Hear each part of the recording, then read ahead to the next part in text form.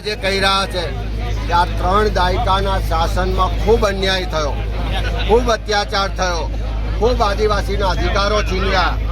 અમને જળ જંગલ જમીનનો અધિકાર નથી મળતો. અમારા વિસ્તારમાં વિકાસના નામે જમીનો છીનવવામાં આવે છે, અમને બેઘર કરવામાં આવે છે.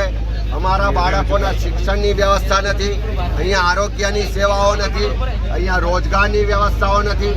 ચારે બાજુથી ભ્રષ્ટાચારની લૂંટ મચાવનારા ભાજપના મળતિયાઓ, ભાજપના નેતાઓ સામે લોકોનો ફટકાર, લોકોનો આક્રોશ આજે ફૂટીને બહાર આવી રહ્યો છે.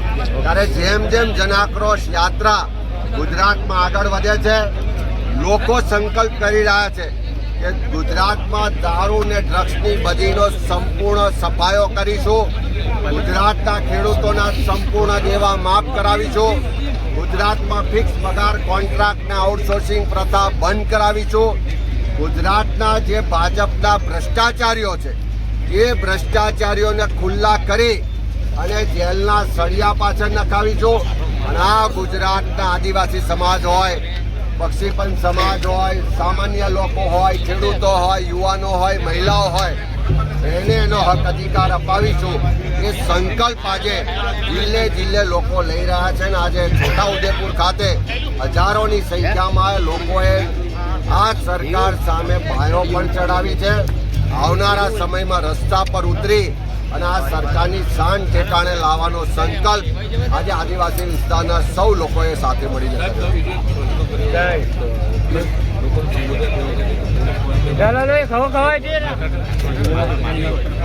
આજે સામાન્ય પોલીસ કોન્સ્ટેબલ હોય, નાના અધિકારીઓ હોય, એમની જે પીડા વ્યક્ત કરે છે એ સાહેબ તમને ખ્યાલ નહીં હોય, ગુજરાતમાં પોલીસ સ્ટેશનોના ભાવ બોલાય છે.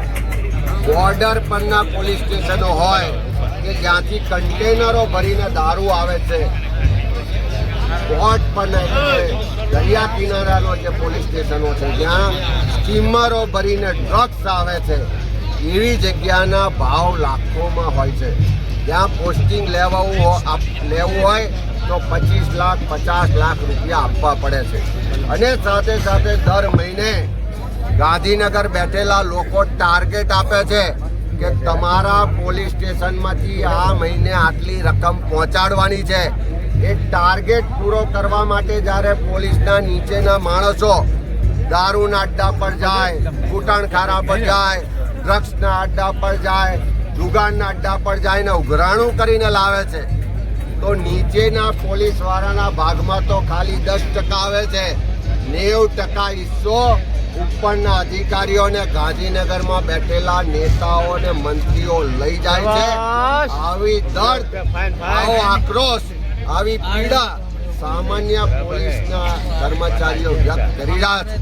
આવનારા સમયમાં આવા જે પ્રમાણિક ને નાના પોલીસના અધિકારીઓ કર્મચારીઓ છે એના આક્રોશને વાચા આપવાનું કામ પણ થશે.